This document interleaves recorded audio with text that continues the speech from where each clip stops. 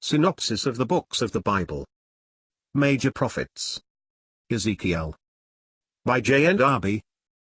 Chapters 5 and 6. Israel reminded of God's just judgments on Jerusalem, a small remnant spared. In the revelation given to Ezekiel, Jerusalem is taken, and its population almost entirely destroyed. The dispersed remnant are pursued by the sword, and a portion only of this remnant is spared. There would be some even of this portion cast into the fire. See note. And this fire should reach to the whole house of Israel. That is to say, the judgment that should fall upon the remnant who do not perish in the city should represent the position of all Israel. It is thus that the prophet is constantly led to speak of the whole nation. For, as long as there was a remnant at Jerusalem, the nation had a place on the earth.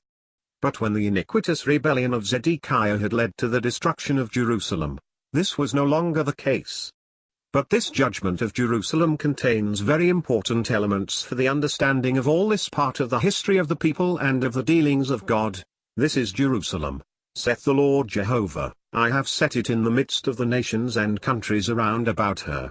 And instead of being a testimony in the midst of the nations, so that the house of Jehovah should have attracted them, or at least have placed them under responsibility by a true testimony to God who dwelt there, instead of this, her inhabitants had even gone beyond the idolatrous nations in wickedness.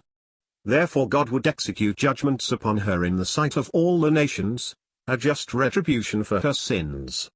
She should also be laid waste and made a reproach among the nations round about her, and, Ezekiel 6, the judgment should not be confined to Jerusalem, it should be executed on all the high places, on all the mountains of Israel. Every city should be desolate, all their idols destroyed, and the people scattered. They should know that the Lord had not threatened them in vain with his judgments. The fire should reach those that were afar off as well as those that were in the land, and the land should be laid waste, and the worshippers of idols slain around their infamous gods. Nevertheless, God would remember mercy in the midst of judgment. He would spare a little remnant of those who were scattered, and those who should escape should loathe themselves for the abominations they had committed. Thus Jerusalem was judged as well as the mountains of Israel, which were but too notorious for their idols and their high places. Note. It is thus that I understand this passage. We should imagine, from our translation, that it was some of the hairs that were cast into the fire.